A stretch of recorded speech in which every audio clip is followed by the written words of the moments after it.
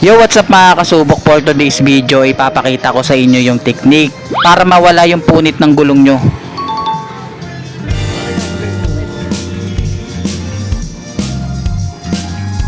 So ito na yung ating Ares. Wow.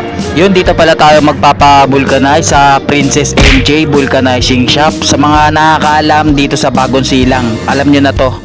Eto, nilalagyan na siya ng rubber para safe yung mugs pag sinungkit. Papavulcanize kasi natin to.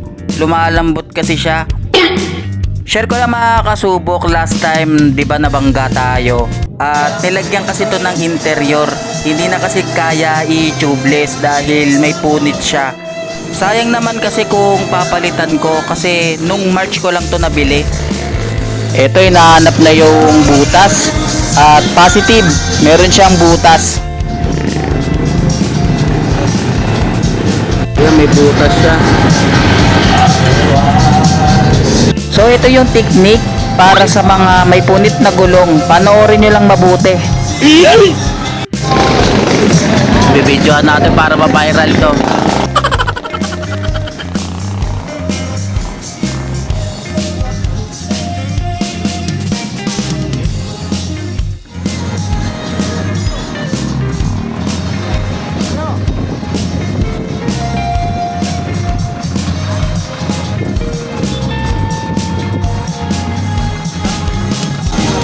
Mga ilang ano rin yan, tatagal din ng ilang ano, no?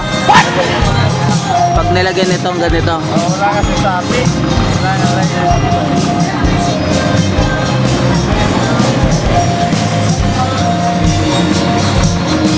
You know, bali nilagyan to ng goma para makover yung punit sa loob. Ganyan pala yung mga technique para sa may mga punit na gulong na ayaw pang palitan to.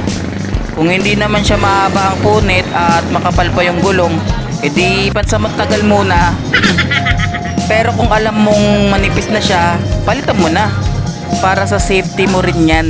Basta make sure pag sumabog yung gulong mo, meron kang pang-abang na pamalit para good items. So hanggang dito na lang yung vlog natin mga kasubok. Ikaw, comment mo naman sa baba kung anong mga na-experience mo na gulong na ganitong style. Like, subscribe sa ating YouTube channel. Dami mo na rin yung ating Facebook page. Kita-kits tayo sa next vlog. Ride safe sa inyo.